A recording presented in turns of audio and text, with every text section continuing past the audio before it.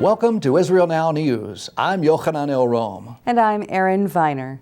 In our top story, Israeli Prime Minister Benjamin Netanyahu told his ministers that a new day has dawned on Israel-U.S. relations. The Israeli leader made the comments after returning to Jerusalem following his first White House meeting with President Donald Trump. During his weekly cabinet briefing, Netanyahu said he and Trump have agreed to create teams to tackle several different issues, including the building of Jewish homes in the biblical heartland of Judea and Samaria.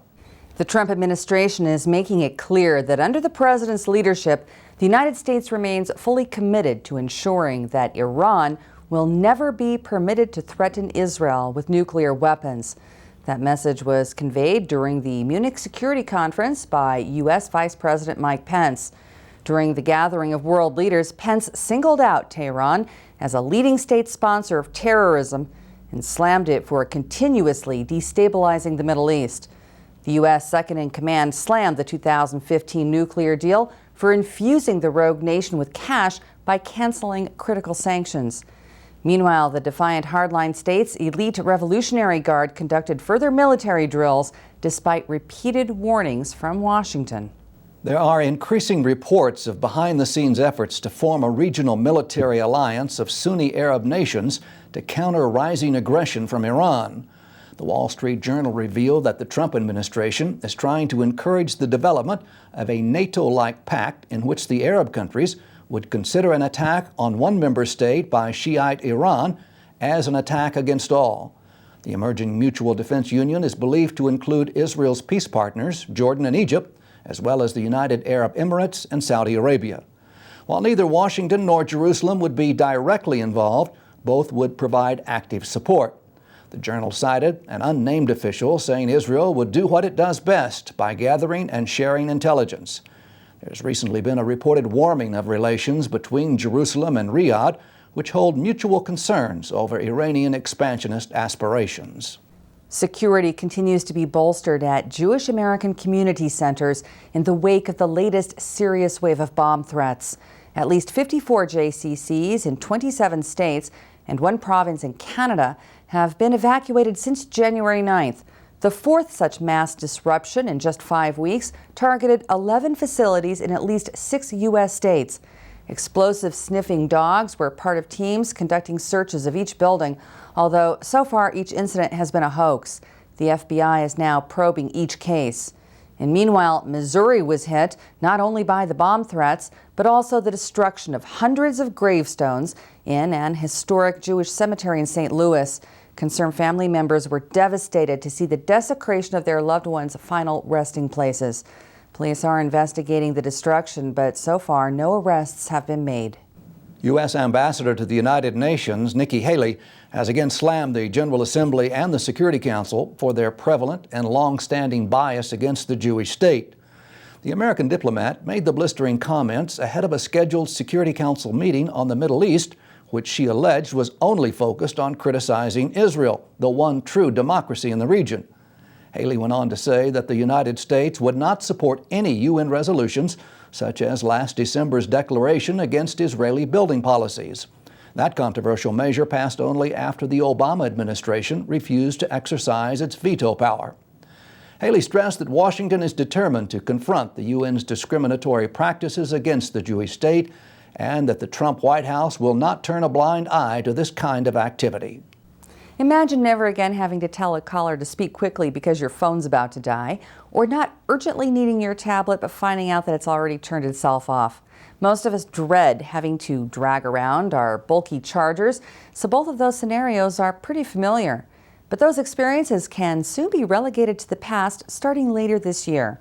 That's when an Israeli startup company called Kado is set to release the slimmest wall chargers that the world has ever seen. One of its models for smartphones is so slim, it's equivalent to the thickness of only about 3 business cards. And even though it weighs in at only slightly more than 3 ounces, it can simultaneously provide 70 watts of power to 2 different devices. Another 8-ounce invention can be used to recharge laptops, cameras, wireless speakers, tablets, and headphones. Kado was only founded last May, and it's already patented its unique power conversion technology. The ancient town of Beit She'arim in northern Israel has finally earned its name, which means House of Gates in Hebrew.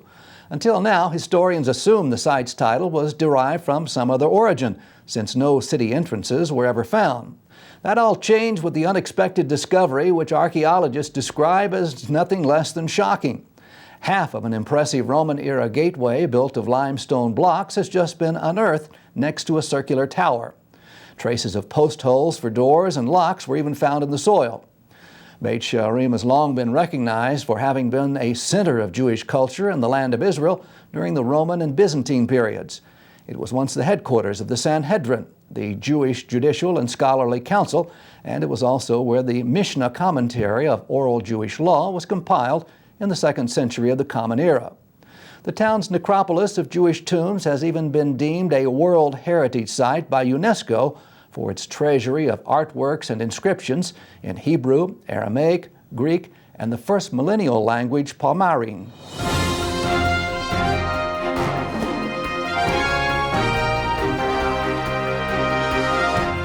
Israel, the light unto the nations, today faces attack from more than just rockets and terrorism. Calls to boycott, sanction, and divest from Israel, known as BDS, are a form of economic warfare that you can help to prevent.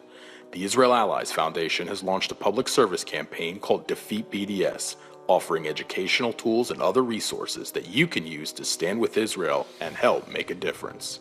Just visit the easy-to-use website at www.defeatbds.org.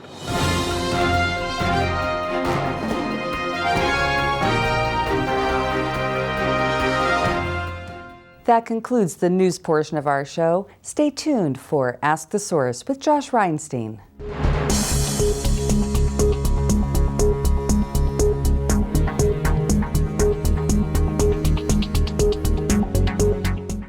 Hello and welcome to Ask the Source. I'm your host, Josh Reinstein, and we're here in a beautiful cold day in our indoor studio in Jerusalem. My guest today is Reverend Barbara Yoder, who's recently voted as one of the most influential Christian leaders in America today. Reverend Yoder, thanks for being on the show. Tell us a little bit about your ministry. We have a church. We have multiple churches and leaders that connect with us. And we have ministries that reach into different places, such as Israel. And Israel is one of our main focuses. One of the things that you always speak about is your love of Israel. Why is it important to you as a pastor in America to support the state of Israel? God put Israel in my heart probably 15 years ago. I had quite an amazing experience. We call it revelation of Israel and who Israel is, and it just really affected my heart deeply, and ever since then I've been very connected to Israel. Your ministry supports Israel in a variety of ways, but one important way that you support Israel is you bring groups every year to Israel. How important is it for Christians to come visit the land of Israel? I think it's critical for Christians to come to the land of Israel because they see the situation here. They see the political situation. They see the conflict that's going on, and they get a real feel for what really is going on versus how the news presents it in America, as well as getting a much greater heart for the nation of Israel and understanding what the issues are. You've been a big proponent of faith-based diplomacy. You advocate people talking to their representatives and explaining why they should support Israel. Why is that important for someone in ministry to get involved in that process as well? Well, I think because we're people of influence, and I think that every leader has to recognize that they are given the gift of influence, and what are we going to do with it? And many things don't happen because people don't speak up. And so it's critical that leaders like myself do speak up, make our voices heard to political as well as other influential leaders who can affect attitudes towards Israel. Also, part of your support has to do with spiritual support for the nation of Israel. You pray for the peace of Jerusalem. Why is it important for all Christians to pray for the peace of Jerusalem? Well, that's actually how I started out, Josh, was praying for the peace of Jerusalem. And out of that, God gave me a love for Jerusalem, put Jerusalem in my heart. The Bible instructs us in Psalms 122, verse 6, to pray for the peace of Jerusalem. It doesn't say, if you feel like it, if you want to. It says pray for the peace of Jerusalem. It's a command. Why do you think God commands his people to pray for the peace of Jerusalem? We don't see that other places in the Bible, pray for this and pray for that. There's only one thing that God really specifically asks you to pray for, and that's the peace of Jerusalem. Why do you think that is? Well, I think because all of history is centering on Israel. And in the end times, Israel is going to come to the forefront as never before. And I believe that in the end of the end, that it will be Israel that will be leading the nations of the world. Recently in UNESCO, a UN body, they voted that Israel is not connected to the Bible, that the land of Israel, Jerusalem, the holy cities have nothing to do with the Bible. How offensive is that to Christians? I think it's offensive to a lot of Christians, but not all Christians, because I think there's those Christians that believe in replacement theology and that Israel has no place today. But I believe that for those of us who do believe that, it's extremely offensive. What are Christians doing today to stand up against this revisionist history, this idea that if Israel has no connection to the land, then the Bible isn't true, and if the Bible isn't true, then Christianity isn't true? Is there a movement now of Christians who are standing against this? Yeah, there's, I think all over the world there's a movement. Of course there is in the United States. Two of my best friends, or two of my great friends, are Robert Stearns and Jane Hansen Hoyt, who are really key in helping mobilize a movement that loves Israel. I've connected a key leader in Korea with Israel who loves Israel. And as I've dealt with some leaders from China, the Chinese are coming along, and where Christianity is really alive and moving, that and it's become a movement that you find most people are really very pro-Israel and stand behind Israel. There are literally tens of millions of people watching this show. What message do you have for our viewing audience? What I would say is pray that God will put Israel in your heart. There's a difference between Israel being in your head and in your heart. Once it gets in your heart, you can't leave it, and you stay on focus relative to Israel. And only God can really put a revelation in your heart that causes you to move forward with great focus, with great deliberation on behalf of Israel. Thank you, Reverend Yoder, for being on the show. And thank you for tuning in to Ask the Source. I'm your host, Josh Reinstein. Now back to the studio.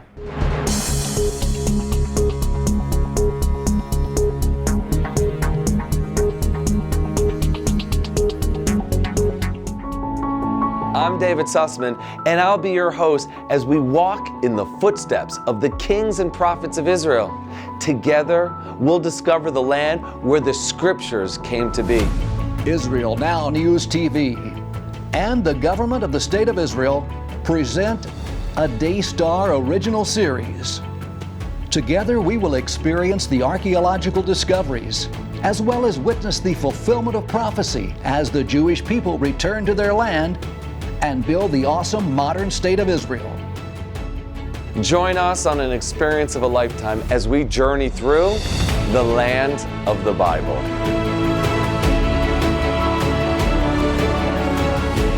It is written in the book of Amos, I will bring back the captives of my people Israel. They shall rebuild the destroyed cities and inhabit them. I will plant them in their land, and no longer shall they be removed from the land that I have given them.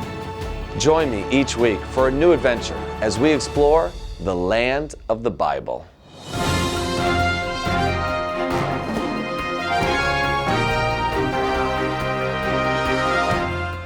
Up next, the return to Zion with Karen Hayesod.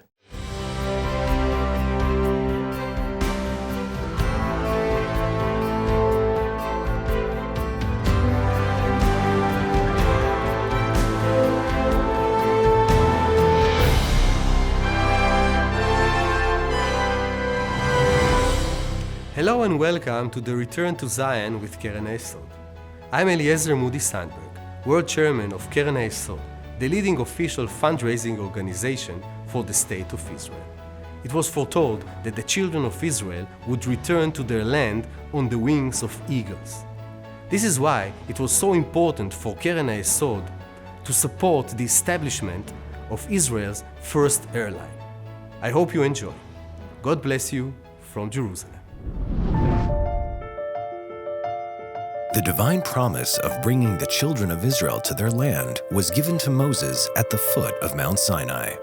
I carried you on eagle's wings and brought you to me, as it is written in the book of Exodus, is a prophecy that has sparked the immigration for 3,000 years. And with the establishment of the Zionist movement and the State of Israel, it has begun to be fulfilled.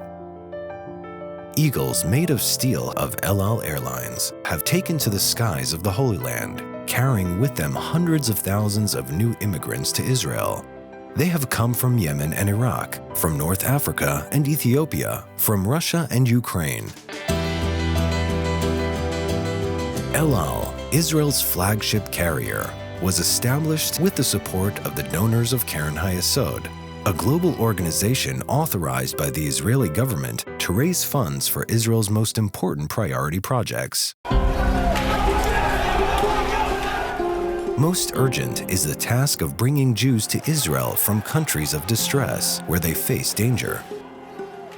Just after Israel's establishment, nearly 50,000 Jews were brought to Israel from the ancient Yemenite Jewish community. In 1951 and 1952, more than 130,000 Jews from Iraq were brought home to safety in Israel. El Al Airlines was a key player in these airlifts and in waves of immigration since. Perhaps no one better epitomizes Israel's immigration story than Aryeh Oz. He was accepted into the pilot school of the Israel Air Force and earned his pilot's wings in 1956, and after completing his military service, joined El Al Airlines. He returned to the Air Force in 1991 to fly a jumbo jet taking Ethiopian Jews home to Israel in Operation Solomon. We were about to evacuate 14,500 Ethiopian Jews from Addis Ababa to Tel Aviv. I flew a 747. We had 760 seats, and I sat on the floor between the seats. We had 1,087 souls on board. I said it's our obligation as the Jewish people to bring everybody to Israel. I felt so happy, that I took part in an operation like this. When we descended and came over Jerusalem, there was not one person in the cockpit who had no tears in his eyes. For nearly 100 years, Keren HaYesod's vision has turned the dream of the return of the Jewish people to Israel into reality and remains at the center of efforts to sustain and develop a flourishing Jewish homeland in fulfillment of biblical prophecy.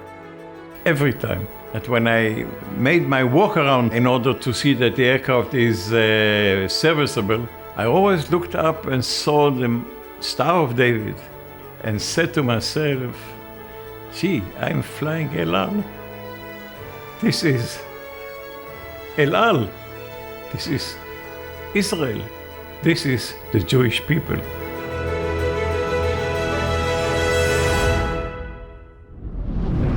Let's bless Israel together.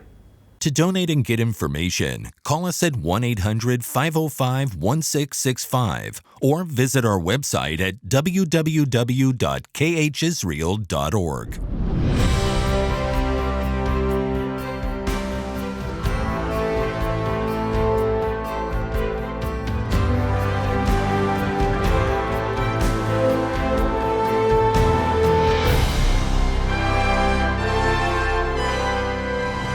Warfare in the 21st century is fought not only on battlefields. It's fought on television screens, it's fought on the internet, and ultimately it'll be fought in international courts as combatants defending Western democracies will be accused of war crimes, of killing needlessly civilians behind whom our enemies hide and behind whom they shoot. That is why back in 2003, President George Bush, on the eve of America's invasion of Iraq, moved forward legislation called the American Servicemen's Protection Act. That act said explicitly that should any enemy of the United States try to sue American soldiers for war crimes in international courts, the United States would take express action against those countries or those organizations, including leveling sanctions and boycotting those countries and organizations. And what's really fascinating about the American Servicemen Protection Act is that it mentions not once but 3 times the need to extend that protection to America's allied forces. And that is a very important note for the State of Israel as America's most crucial and valued democratic ally in the Middle East, an ally which is fighting for its safety and existence every day and fighting against the same type of enemy who hides behind civilians as they try to kill our civilians and tries to accuse us of war crimes and thus sue us in international courts and deny us ultimately the right to defend ourselves and to deny us ultimately the right to exist as a sovereign, independent Jewish state. Therefore, it is in Israel's interest and in America's interest that the terms of the American Servicemen's Protection Act be extended, as that act says, to America's allies, particularly its greatest and most devoted democratic ally in the Middle East, the State of Israel. Lift up your eyes and look around. All your children gather and come to you. The biblical prophecy is unfolding right before our very eyes. The people of Israel are returning to the Promised Land after 2,000 years of exile. But millions of Jews are still longing to come home. Anti-Semitism threatens many of the Jews. We must rescue them before the window of opportunity slams shut. Bless Israel by supporting Keren Hayesod United Israel Appeal, the leading official fundraising organization for the State of Israel. Together, we can fulfill the prophecy of the Bible. Let us bless Israel together. To donate and get information, call us at 1-800-505-1665 or visit our website at www.khisrael.org.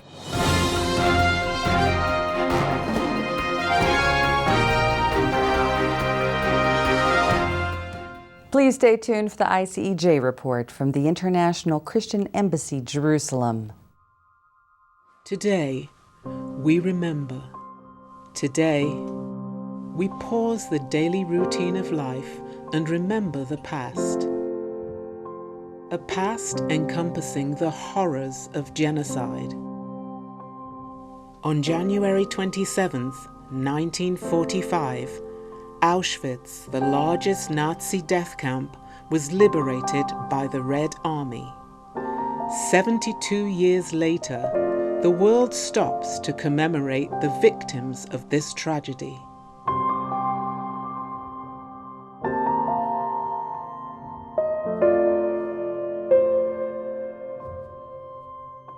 It's on this day that survivors, staff, and family gather at the ICEJ Haifa Home for Holocaust Survivors to honor the memory of lives lost. שמי שרה זמיר, ואני גרה כבר 6.5 שנים בבית חם לניצולי שואה בחיפה, ישראל. נולדתי בגרמניה, ברחנו בגלל הרדיפות של היהודים לבלגיה. נאצים באו גם, כבשו את בלגיה, אבי ואמי הובלו למחנות ומתו שם, וגם אחי היחיד. ואני ניצלתי על ידי משפחה בלגית קתולית שלקחה אותי וטיפלה בי כאילו הבת האמיתית שלה.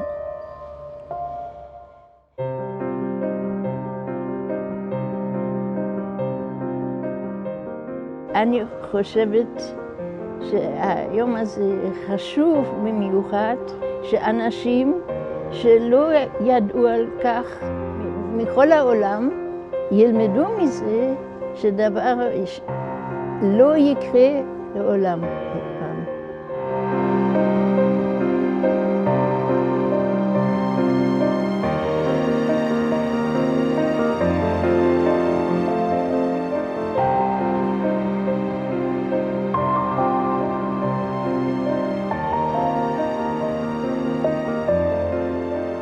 Be a blessing. Support Holocaust survivors. Go to icej.org/Haifa.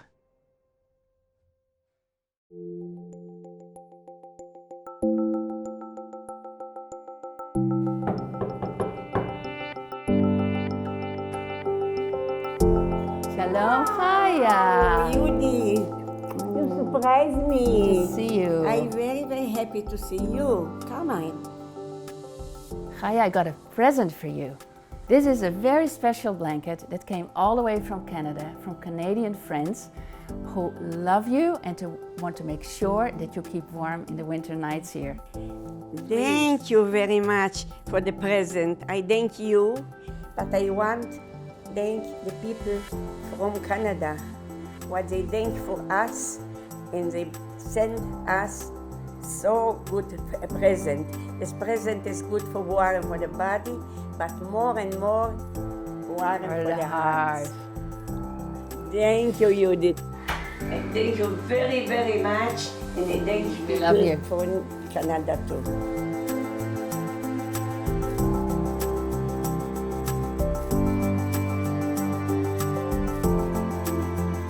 I want to thank all our ICEJ partners from around the world. You're the ones who make this most beautiful home possible. And if you're not involved yet and you want to be a blessing, go and visit icej.org/Haifa and you will be blessed.